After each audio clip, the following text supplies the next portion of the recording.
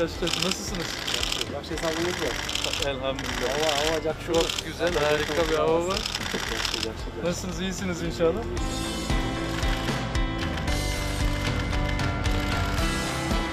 Кыргызстан Түркияны стратегиялык өнөктөш, тарыхый жана маданий байланыштар, диний жана тили бириктирип турган эң жакын боордош жана достук байланыштагы өлкө катары эсептейт.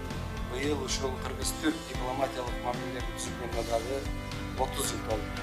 Урматтуу вице-президент мырза, бүгүн мына сиз менен биргеликте, сиз жетектеген делегация менен биргеликте биз кыргыз-түрк өкмөттөр аралык экономикалык кызматташтык боюнча комиссиянын 10-жыйынын Кудай буйрса жакшы жогорку деңгээлде өткөрөбүз деп мен терең ишенемин.